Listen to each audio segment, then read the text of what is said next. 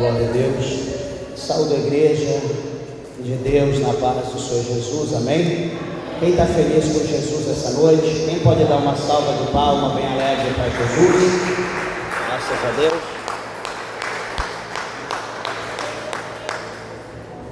Glória a Deus. Meus irmãos, louvo a Deus, agradeço o Senhor pela oportunidade que o Senhor Deus concede de estarmos na casa do Senhor nessa noite, para adorarmos a Deus na beleza da sua santidade.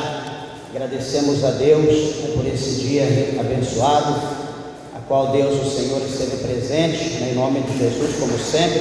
E agradeço a Deus pela tua vida, por cada um que aqui está na presença de Deus, por todos os ouvintes da palavra do Senhor. Que Deus, o Eterno, possa abençoar e recompensá-los de uma forma gloriosa. Meus irmãos, peço a todos que têm a sua Bíblia, abra comigo na carta do apóstolo São Paulo aos Romanos, no capítulo de número 2. Carta do apóstolo São Paulo aos Romanos, capítulo de número 2. Louvado seja Deus. Vamos ler alguns versículos da palavra de Deus para nossa meditação. Tenho certeza que Deus, o Senhor, tem uma palavra para nós, amém? Glória a Jesus. Romanos capítulo 2, a partir do verso 1, está escrito assim: portanto, és inexcusável quando julgas, ó homem, quem quer que sejas, porque te condena a ti mesmo naquilo em que julgas a outro, pois tu que julgas faz o mesmo. E bem sabemos que o juízo de Deus é segundo a verdade sobre os que tais coisas fazem. E tu, ó homem, que julgas os que fazem tais coisas, cuidas que, fazendo-as tu, escaparás ao juízo de Deus?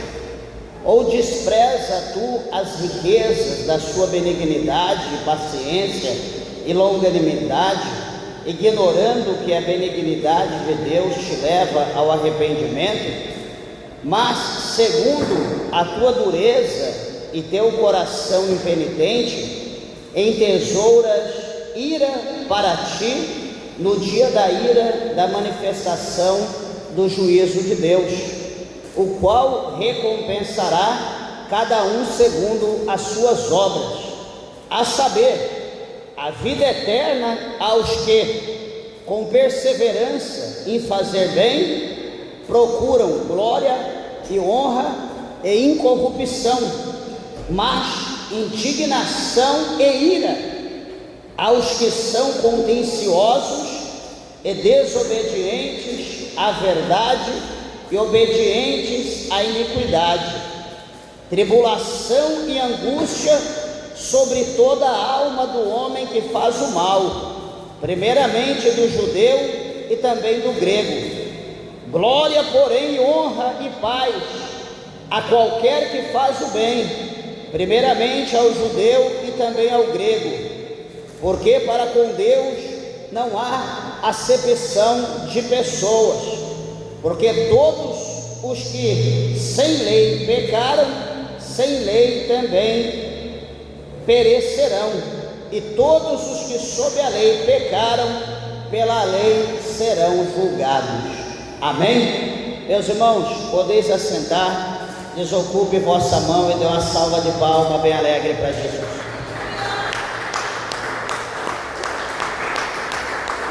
Glória a Deus. Aleluia, Jesus. Amados irmãos, peço por favor a tua atenção à palavra de Deus, como sempre nós pedimos toda a reverência à palavra do Senhor. Eu gosto sempre de lembrar o que o apóstolo Paulo, ele disse à igreja de Coríntios, aos irmãos de Coríntios. Ele diz que Deus, ele é Espírito, e onde há o Espírito, há liberdade. E aqui é a casa de Deus, né? Não tem outro lugar que nós tenhamos mais liberdade para adorar a Deus, para glorificar, para servir a Deus do que na casa dele. Então eu quero dizer que você tem toda a liberdade para manifestar a sua alegria a Deus na direção do Espírito Santo. Meus irmãos, estamos aqui diante de uma palavra gloriosa, né, da parte de Deus, aonde que no capítulo 1 dessa carta, quando Paulo escreve aos Romanos, o apóstolo Paulo aqui no término, né, quando nós lemos o final do capítulo de número 1, aqui do meio para o fim, nós vamos ver Paulo, ele falando aqui de uma assim, acerca da idolatria e da depravação universal, né, ou seja, de todo o gênero humano sobre a face da terra. E quando nós lemos aqui esses versículos, né, por exemplo, a partir do verso de número 20 do capítulo 1, quando nós lemos todo esse texto do 20 até o 31 ou 32, nós observamos e podemos entender que dá a impressão que o apóstolo Paulo, ele está vivendo o dia de hoje, dá a impressão que ele está aqui no nosso dia, né, no nosso tempo, na nossa era, escrevendo uma carta para nós e publicando essa carta na rede social e redes sociais, né, falando aí no documentário, falando aí no jornal, numa revista, alguma coisa da forma. Por quê? Porque é algo assim que é muito real, né, algo que coincide, que tem tudo a ver com os dias que nós estamos vivendo. E veja bem que quando ele fala acerca do pecado do gênero humano, acerca do pecado do homem, aqui no final, no verso de número 32 do capítulo 1, ele diz que os quais, né, que pratica todo tipo de pecaminosidade, como está escrito lá, ele diz, os quais conhecendo a justiça de Deus, né, que são dignos de morte, os que tais coisas praticam, e não só cometem, as fazem, mas também consente aos que a fazem. Ele está dizendo que todos os que praticam esse ato pecaminoso diante de Deus, eles são dignos de morte, e também aqueles que coopera, que apoia, né, que incentiva, enfim, todo esse tipo de gente, ele está dizendo que é digno de morte. Aí você pode olhar para dizer, pastor, mas Paulo sabe que todos nós vamos morrer, não é nenhum de nós nós somos imortal, todos nós vamos morrer, é certo que nós somos dignos de morte, meus irmãos, só que Paulo, quando ele está dizendo aqui que os que praticam e aqueles que consentem com aqueles que praticam, ele está dizendo que são dignos de morte, ele está dizendo que são dignos do fogo do inferno. Ele está dizendo que são dignos da perdição eterna. Ele está dizendo que são dignos do distanciamento, de ser apartado para todo sempre da presença de Deus, do céu, da glória do céu, de tudo aquilo que tem no céu preparado para os santos. Então veja que ele está dizendo que essa morte é uma morte que distancia, não é a morte apenas da carne, é uma aniquilação, o aniquilamento da alma da pessoa, onde não haverá salvação depois do porvir, depois da morte. Como não existe salvação após a morte, isso nós temos que tomar e aceitar hoje, enquanto nós estamos na presença de Deus. Mas veja que quando ele entra no capítulo de número 2, ele está dizendo, portanto, né, és inexcusáveis quando julgas, ó homem, quem quer que seja, porque te condena a ti mesmo naquilo em que julgas a outro, pois tu que julga faz o mesmo.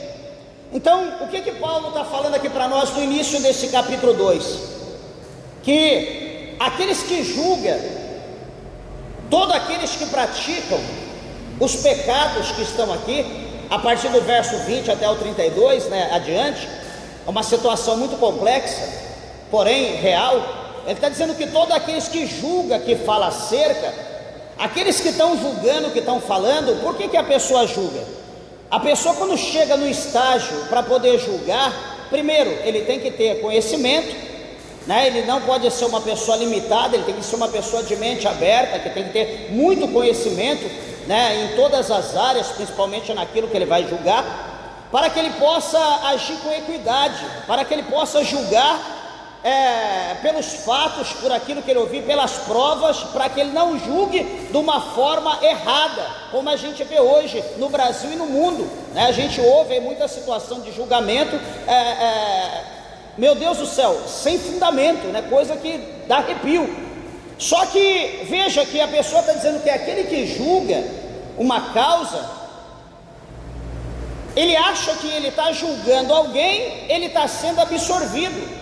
Mas Paulo está mostrando aqui no verso de número 1 que aquele que está fazendo o julgamento, aquele que está julgando alguém, ele não está sendo absorvido, ele também está se colocando no mesmo nível por causa do pecado do ser humano. E por causa desse pecado que ele está praticando, desse ato que ele está cometendo, né, de julgar ou daquilo que ele está fazendo por fora, amanhã também ele vai ser julgado, amanhã também ele será julgado pelo Senhor.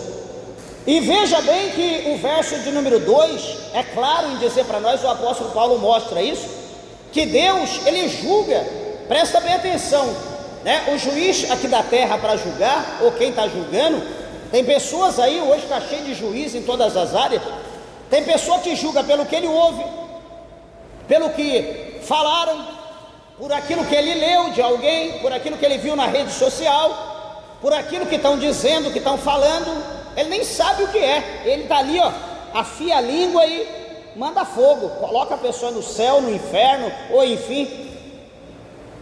Só que os parâmetros que Deus usa para julgar a humanidade, para julgar o homem, para julgar a mulher, ele não é porque alguém disse, porque alguém falou, ó Deus, aí o senhor está vendo? Não, Deus não julga dessa maneira, é totalmente, o padrão de Deus é outro.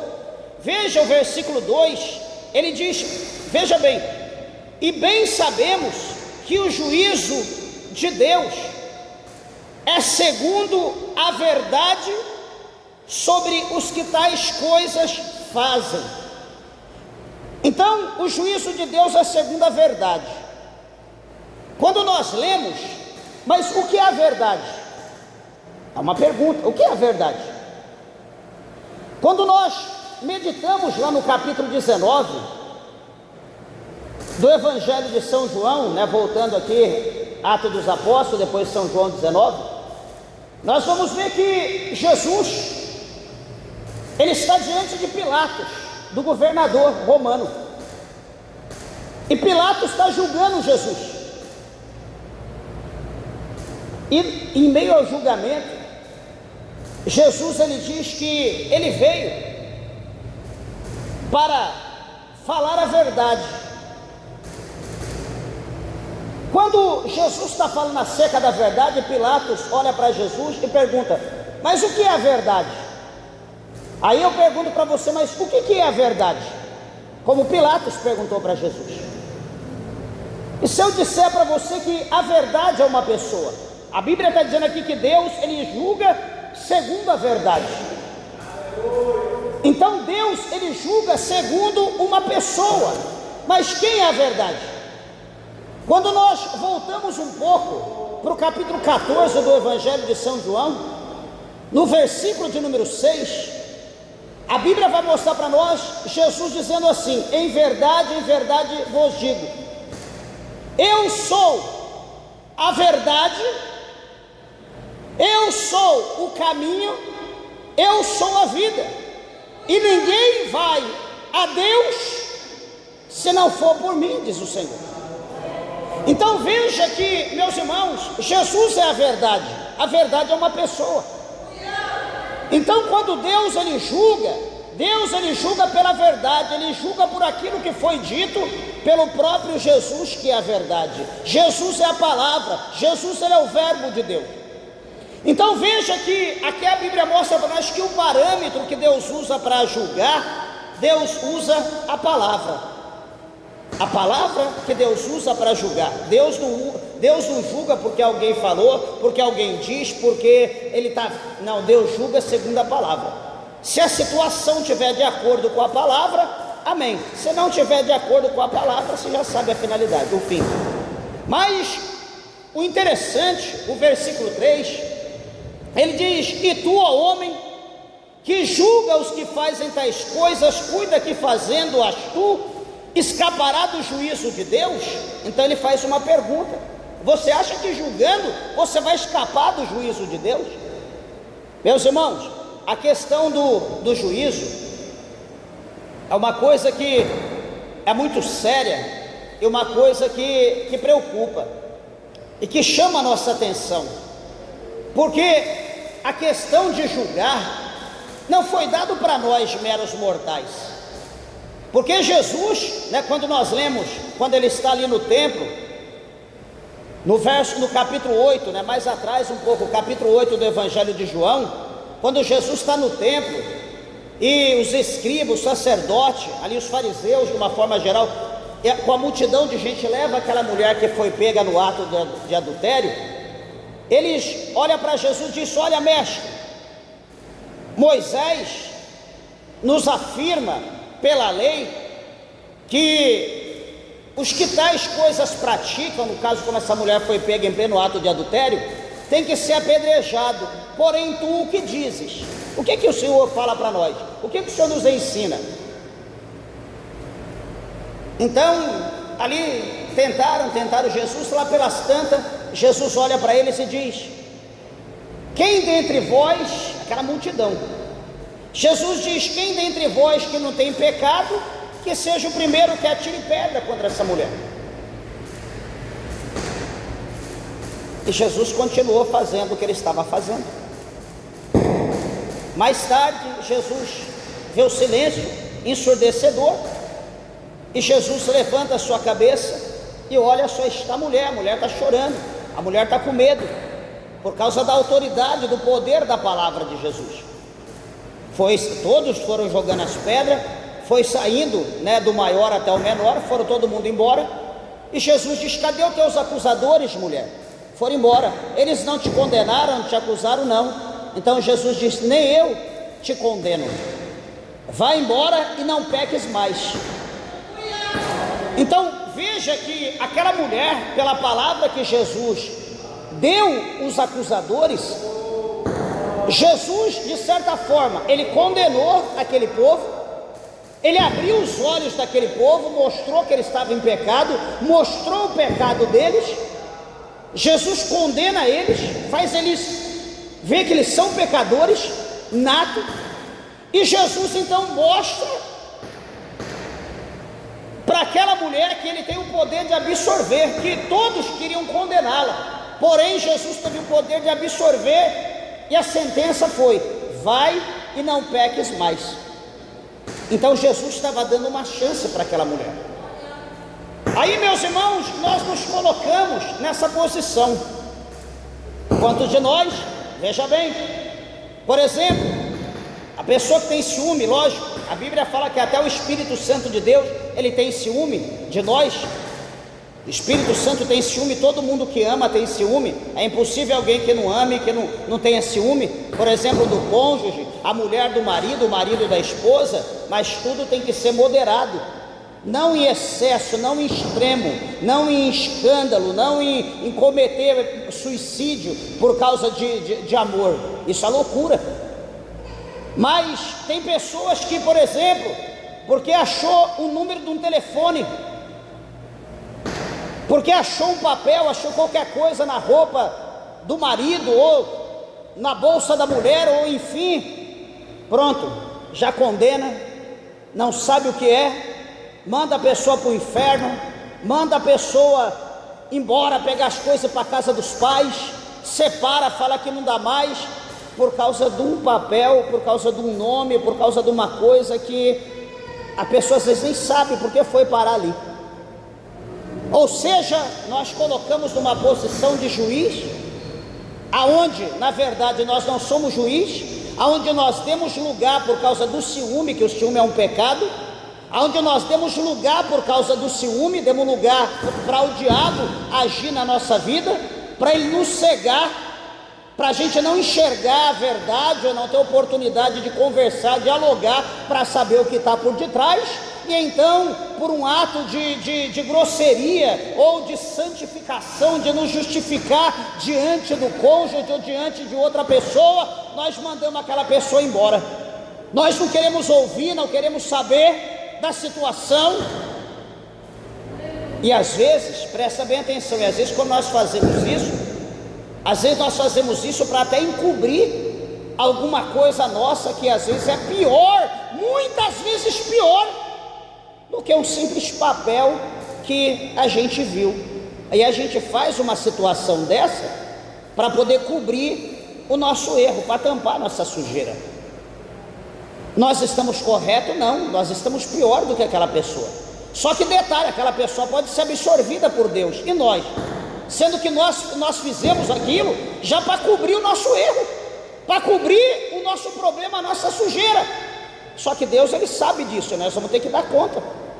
Por quê? Porque nós estamos destruindo um lar, algo que foi planejado, feito por Deus. Nós estamos destruindo uma família, nós estamos destruindo sonhos, nós estamos fazendo pessoas sofrer, porque nós estamos querendo nos dar por bom, tanto a mulher quanto o homem, né? Todo mundo é passivo de uma situação dessa.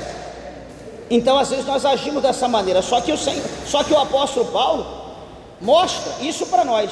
E tu, ó homem que julga, cuida, fazendo-as tu, escaparás do juízo de Deus? Paulo faz essa pergunta. Então a questão do julgar não cabe a nós.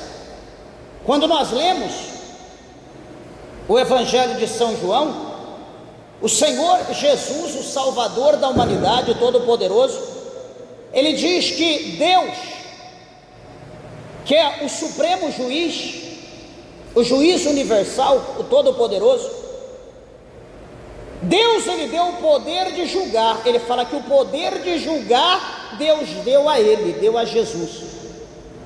Então Jesus é o juiz por excelência. Lá na epístola universal do apóstolo São João, o apóstolo São João também fala para nós, ele é bem claro em dizer, ele diz assim: olha, filhinhos, não pequeis. Ele nos adverte de uma forma imperativa para nós não pecar. Mas se porventura, ou quiçá, de repente, sei lá, sem querer, a gente peca, isso tranquilo, né? Deliberadamente, pensamento, olhar, pensar, falar, gesto, todo o tempo nós estamos pecando. Não existe ninguém perfeito. Então ele diz: filhinhos, não pequeis, mas se vós pecais, fique tranquilo, porque vós tem um advogado junto ao Pai, que é Jesus Cristo, o justo. Então veja, amados, que ao mesmo tempo que o apóstolo João, por intermédio de Jesus, fala que Jesus, ele recebeu todo o poder para julgar, que o Pai deu para ele, João também está dizendo que Jesus tem outra função. Ele tem a função de advogado. Diante de Deus, Jesus é aquele que está ali para defender a nossa causa. Diante de um acusador que nos acusa de dia e de noite, cujo nome é diabo, Jesus está ali como advogado diante de Deus, intercedendo, está ali justificando todos aqueles que são seus. Por exemplo, como a mulher que foi pega no ato de adultério. Diante dos homens, aquela mulher tinha que ser morta, mas Jesus olhou para o coração, Jesus viu arrependimento. No coração dos acusadores, Jesus viu ira, Jesus viu mentira, Jesus viu ódio, Jesus viu algo que havia sido tramado, projetado para tirar a vida daquela mulher e também de Jesus. Então, como Jesus ele julga segundo a verdade, ele absorveu aquela mulher. Então assim também Jesus ele faz pela minha, pela tua, pela nossa vida. Só que detalhe, meus irmãos, hoje, como João falou na sua Epístola Universal, lá no capítulo 1, no final do capítulo 2 da sua primeira missiva ou primeira carta, ele é o juiz, aliás, ele é o advogado que está ali nos defendendo, como defendeu essa mulher. Só que vai chegar o dia que a Bíblia diz para nós que ele vai estar sentado no seu trono de glória. Ele vai se assentar para o juízo. Ele vai se assentar não como advogado, ele vai se assentar, está sentado ele não como um pai, como um irmão, mas ele vai sentar ali como o supremo juiz, aonde ele julgará com equidade segundo a verdade. Ele vai julgar cada um pelos atos que cada um cometeram aqui nessa terra. Interessante que chama a atenção que o capítulo, aqui o capítulo 2 de Romanos que nós lemos, o verso 6, ele diz que o Senhor, ele recompensará cada um segundo as suas obras. Então, isso aqui mostra para nós justiça, cada um segundo as suas obras.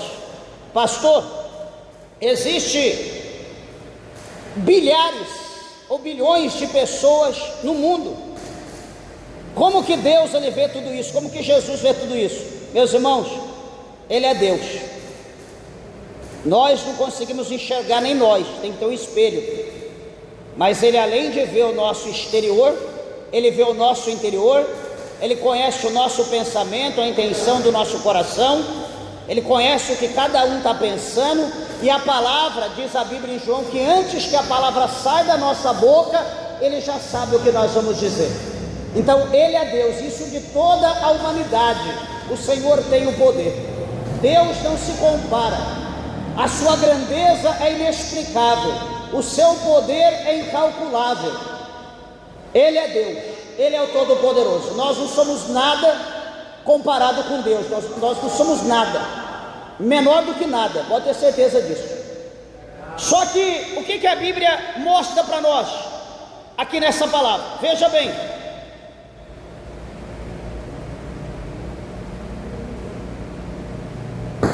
o verso 4: despreza tu as riquezas da sua benignidade e paciência e longanimidade, ignorando que a benignidade de Deus te leva ao arrependimento. Veja, meus irmãos, que em grande bondade Deus retém o seu juízo, dando tempo para todas as pessoas abandonarem os seus pecados. Por isso que Deus é longânimo, porque Deus está dando tempo. De repente tem alguém aqui ainda que não aceitou Jesus, de repente tem alguém aqui que peca deliberadamente, sabe que o que está fazendo é errado, e a pessoa pode olhar, mas por que Deus, mas o pecador é castigado, o pecador é punido, por que Deus não está me punindo? Por que Deus não faz nada? Porque Deus é longânimo. Deus está dando oportunidade de arrependimento, Deus está dando oportunidade para você se arrepender. Por quê? Porque Deus, ele quer abrir os teus olhos, quer que você entenda que existe um juízo, que existe um lugar onde você vai passar a eternidade, e esse lugar não é um lugar bom para ninguém. Quando nós falamos em longanimidade, em benignidade, bondade de Deus, nós lembramos dos Salmos de Asaf, o Salmo 73. Presta bem atenção que quando nós falamos isso de longanimidade, nós olhamos para Asaf.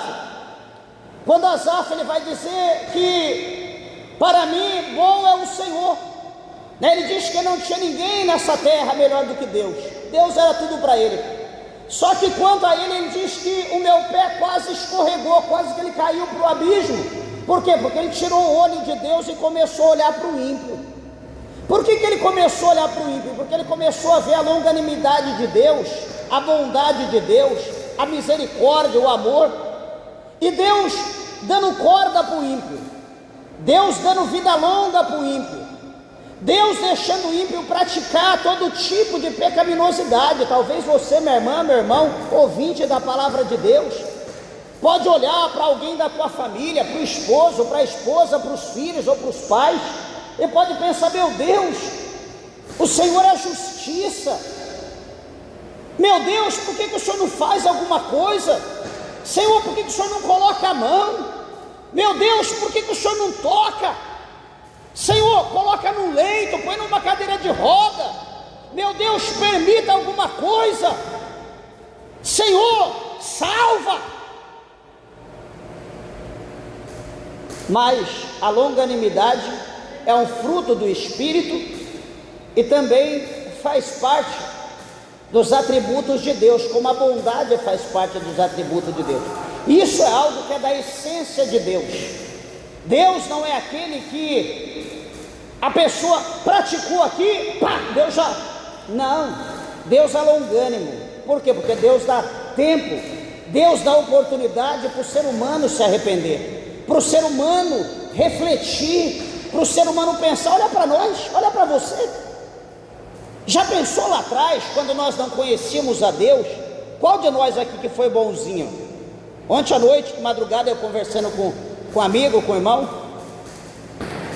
já de madrugada, eu dizia isso, eu dizia que o homem, pela sua essência, pela sua natureza, o homem é mau, todos nós somos maus. Eu dizia para ele: olha, você já viu algum colégio, alguma escola, alguma faculdade para ensinar as pessoas a ser mal, para as pessoas ser ruim, para as pessoas fazer coisa errada?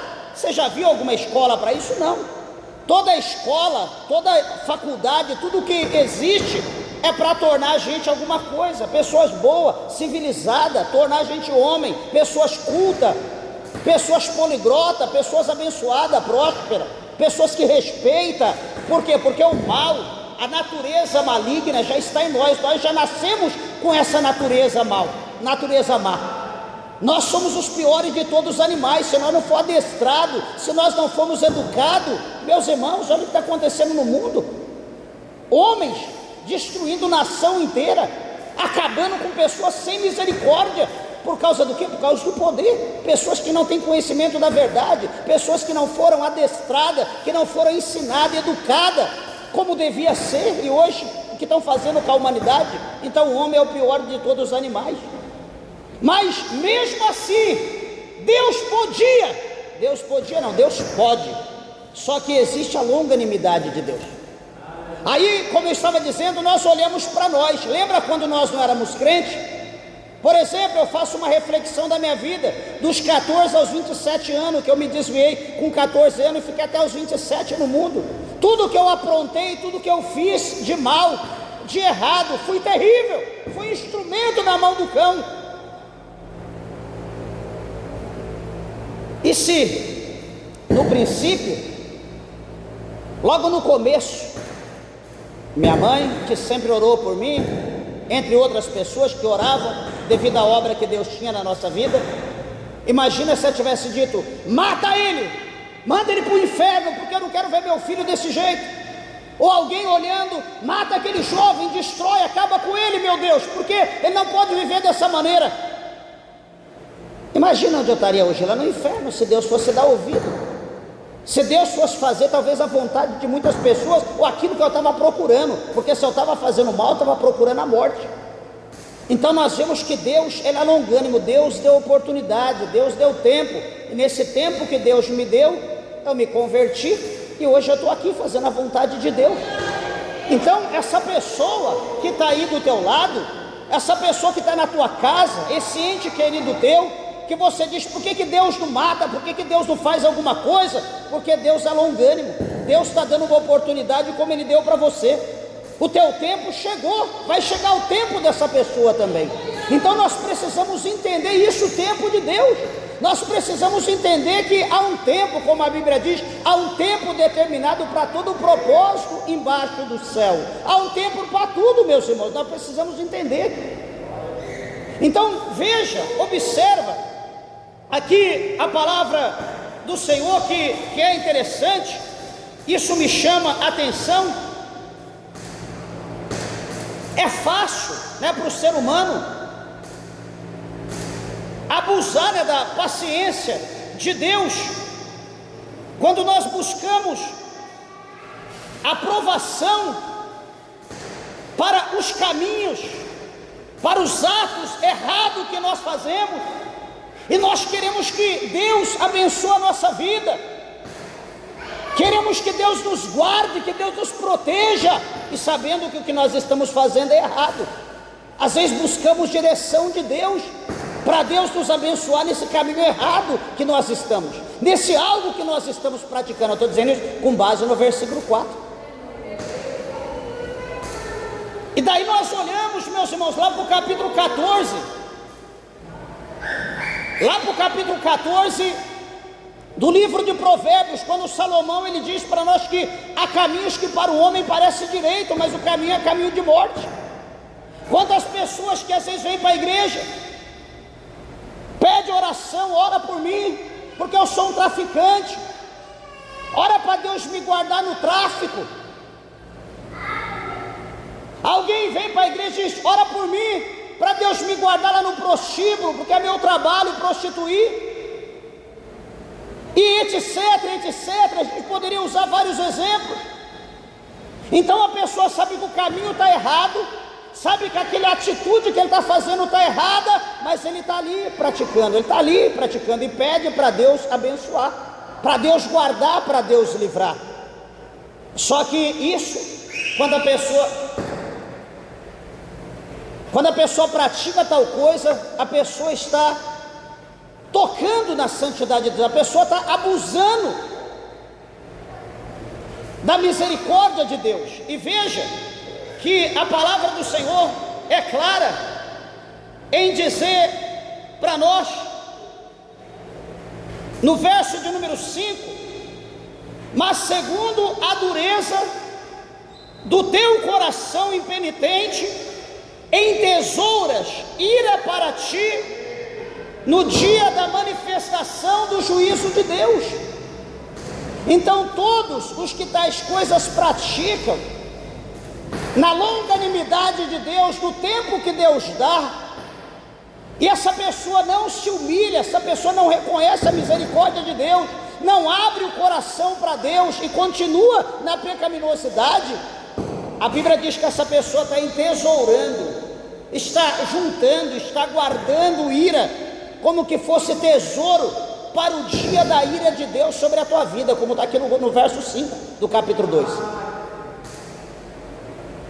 A pessoa está juntando ira, a pessoa está juntando ali maldade, a pessoa está ajuntando ali algo que amanhã, ele pode achar que hoje está sendo bom, mas amanhã vai ter um peso no julgamento dele tão grande, que ele vai querer ser absorvido, que ele vai querer ter livramento da parte de Deus, ele não vai conseguir ter, porque após a vida não existe misericórdia, após a vida não existe longanimidade. Tudo que existe aqui na palavra de Deus, em benefício à alma, está antes da cova, está antes da sepultura, ou seja, as bênçãos de Deus, a salvação para a nossa vida está hoje, enquanto nós estamos vivos, porque o dia que nós partimos desse mundo, nós não teremos mais como recorrer, o juiz de toda a terra, não teremos como recorrer, pedir para que Jesus nos justifique diante de Deus, porque o nosso tempo foi findado. Não tem como um advogado pegar a causa de alguém que já morreu, não tem como defender alguém que morreu, acabou. Mas enquanto está vivo, tem como advogado defender, tem como advogado provar a inocência daquela pessoa. Mas depois que morreu, o que adianta provar? Ele vai viver de novo? Ele vai sair do túmulo? Ele vai voltar à vida que ele tinha? Não. Então, como nós falamos, o verso 6, haverá da parte de Deus a recompensa para cada indivíduo, para cada pessoa, segundo a sua obra aqui na terra, segundo aquilo que ele fez aqui na terra, segundo o que eu fiz, segundo o que você fez, pastor, mas a minha vida foi uma vida terrível, foi uma vida cruel. Será que haverá meio? Será que Deus vai me absorver? Será que haverá oportunidade para mim? Meus irmãos, deixa eu te dizer uma coisa: Deus, Ele é misericórdia. A Bíblia fala para nós que os nossos pecados, o Senhor Deus, Ele lança no mar do esquecimento. A Bíblia fala para nós, no capítulo 33 do profeta Ezequiel, que o Senhor Deus, Ele olha para o último estado do homem, e lá Ele dá um exemplo. Ele diz: se o homem, ele viveu toda a sua vida praticando o pecado. Olha você aí, que está dizendo agora que o teu passado foi um passado sombrio.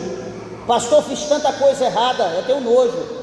Tudo bem, mas agora você aceitou hoje? Não, aceitei Jesus, eu tenho repulsa das coisas que eu fiz, eu abomino tudo que eu fiz, eu tenho nojo. A Bíblia diz que as coisas velhas se passaram, tudo o Senhor fez novo. O teu pecado, aquilo que você fez anteriormente, no tempo da inocência, que você não conhecia as coisas de Deus, foi lançado no mar do esquecimento. Lá no capítulo 33 de Ezequiel, o Senhor disse que o homem viveu toda a sua vida praticando o pecado, praticando iniquidade, mas no final da vida dele, ele aceitou o Senhor, ele começou a praticar a justiça, ele começou a ser justo, ou seja, toda a injustiça que ele fez, todo o pecado será esquecido, e vai valer o último estágio da vida dele. Então aquele último momento, se ele está fazendo justiça, está sendo correto, está sendo justo, ele partiu dali, ele vai ter salvação. Tudo que ele fez de errado é esquecido. Oh, glória a Deus, que bênção, todo mundo recebe essa palavra. Só que aí nós vemos a justiça de Deus, como Deus, Ele é bom. Só que em oposto, ao contrário disso, em câmbio disso, nós vemos que a Bíblia também fala no capítulo 33, na sequência de Ezequiel, que se o homem, ele viver toda a sua vida fazendo justiça, nasceu no berço evangélico, está servindo a Deus, uma bênção, prega, louva, ganha alma e tal, viveu toda a sua vida na sua velhice, ele se desvia, ele cansou de ser crente, ele olhou para tanta coisa errada, e ele se desviou do caminho do Senhor, começou a pecar, começou a viver como as pessoas do mundo. A Bíblia diz que toda a justiça que aquela pessoa praticou lá atrás é esquecida, e vai valer a última instância, o último estágio daquele homem. Então ele está praticando o pecado, ele vai morrer, vai para o inferno. Tudo que ele fez de justiça vai ser apagado. Talvez alguém pode não gostar dessa parte, mas Deus é justo. Deus é justo, Deus é juiz. Ele que trabalha dessa maneira, então Deus, Ele é correto. Se nós não quisermos perder a nossa salvação, nós precisamos manter firme na presença de Deus, fazendo o que é correto até o último minuto da nossa vida. Nós não podemos olhar para trás, porque Deus, eu digo mais uma vez o verso 6, Ele dará a cada um segundo a sua obra. Ele vai recompensar cada um segundo o que alguém está fazendo. Só que veja, meus irmãos, como o inimigo trabalha. Já vou encerrar. A gente está fazendo alguma coisa para Deus, presta atenção. Isso já aconteceu comigo uma vez. Eu e minha esposa, nós estávamos dirigindo uma igreja lá no bairro da Penha, lá em São Paulo, na capital. E nós fomos dirigir uma igreja que o pastor era amigo do nosso pastor presidente, e esse pastor tinha um ministério. Esse pastor mudou, foi para outro estado e não tinha ninguém para deixar o ministério, então ele deu o ministério para o nosso pastor presidente, né, ia se tornar uma igreja da Renovo Pentecostal. E aí nós fomos, né, eu era diácono na ocasião, tinha sido separado diácono. E eu fui então, o pastor me ofereceu lá para a gente tomar conta, foi feita a indicação, eu e minha esposa nós fomos para lá, novo convertido, 3 anos de crente, mais ou menos, e assumi uma responsabilidade para dirigir lá a igreja. E o que acontece? Veja bem, Nós começamos a dirigir o trabalho, só que as pessoas não gostavam, porque a igreja ela era meia liberal, né? Não tinha assim doutrina, não tinha ensinamento, e as pessoas eram assim, né? Do jeito que é muita gente aí. E a gente começou a, né? É um ministério, então vamos viver o estatuto, o regulamento interno, e todo mundo vai ter que viver igual para ter oportunidade. Então não tinha oportunidade, porque as pessoas não andavam de acordo, não queriam entrar na doutrina, e como a gente não dava oportunidade, como eles não queriam andar de acordo com a doutrina, o povo, eles vinham mais cedo, faziam o culto antes da gente chegar. Quando nós chegávamos na igreja, todo mundo estava indo embora, porque já tinha feito o culto antes de nós. Então o que eu fiz? Eu troquei a chave, o negócio da porta, o cadeado, troquei a chave e tudo, para que não pudesse ter mais acesso, porque eu era dirigente da igreja. E acabou que não veio mais ninguém, ficou só eu e minha esposa na igreja.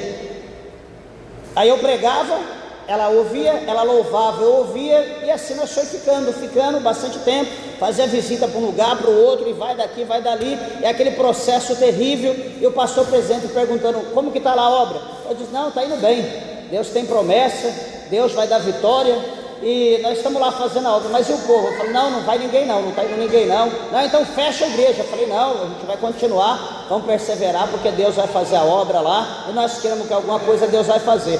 E aí foi dando tempo, ele deu uns 3 meses, e aí como que está? Sempre ele perguntava, e eu dizia a mesma coisa.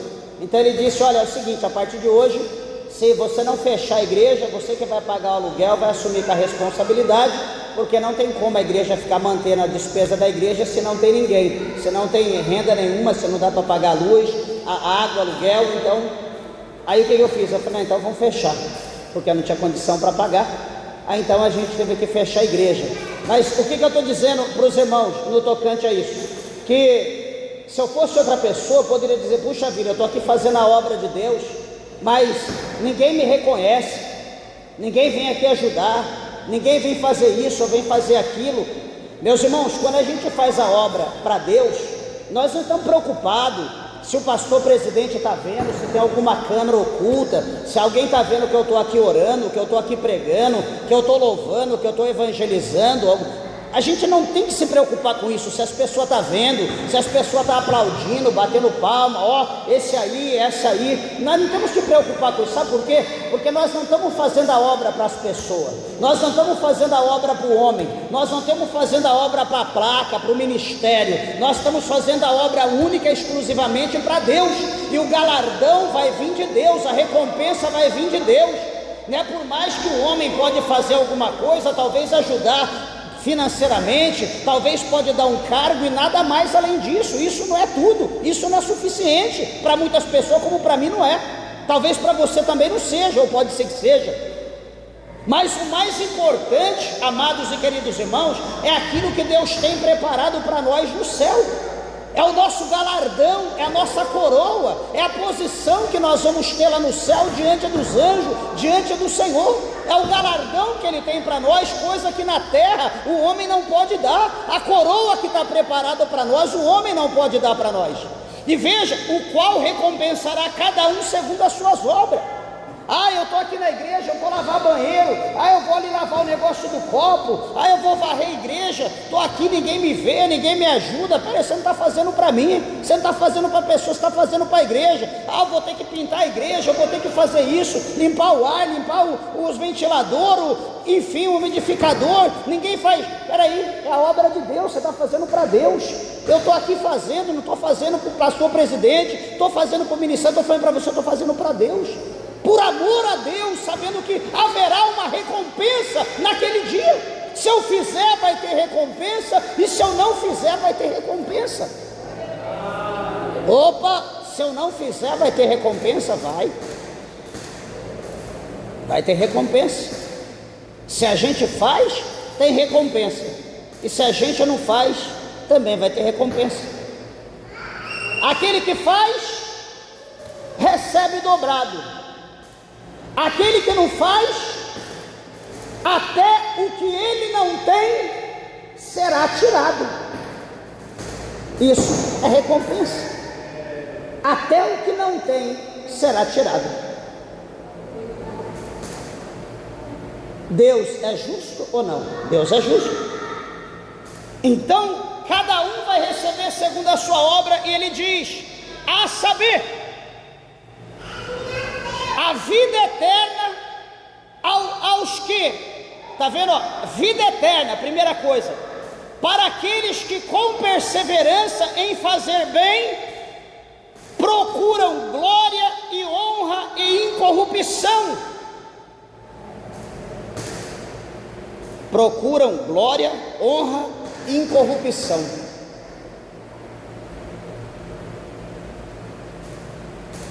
Então Deus, Ele vai dar vida eterna, porque com perseverança, com dor, com chuva, com sol, com calor, com frio, com muito ou com pouca gente, eu estou perseverando. Na minha pouca força eu estou me arrastando, estou de joelho, não importa como, mas eu estou aqui. Jesus, estou aqui.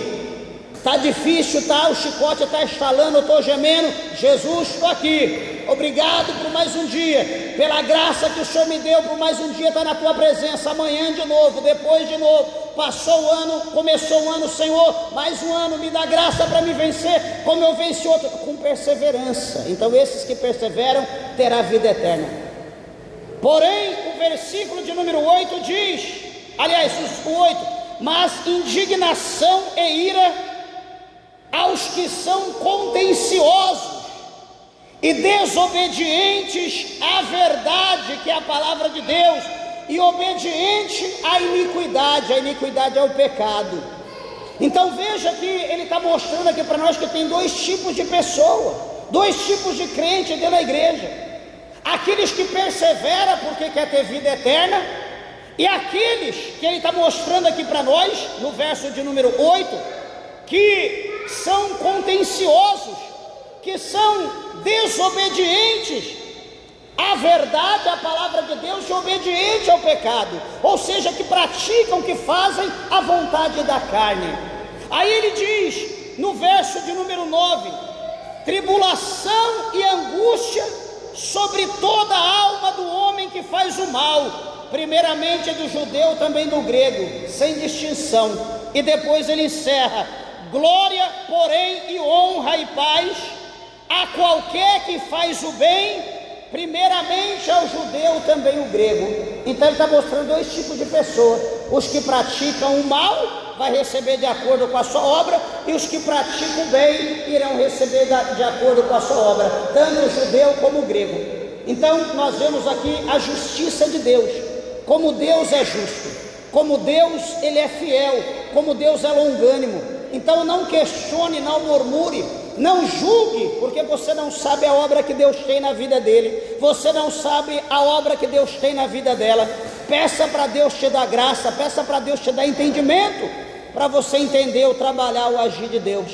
E eu tenho certeza que você vai entender, e você vai falar amanhã: Senhor, valeu a pena esperar, porque a glória da segunda casa certamente é maior do que a da primeira. Amém? Que Deus abençoe a tua vida. As horas se foram, as palmas bem alegre, exalta e glorifica a Deus o Senhor, bem alegre para Jesus.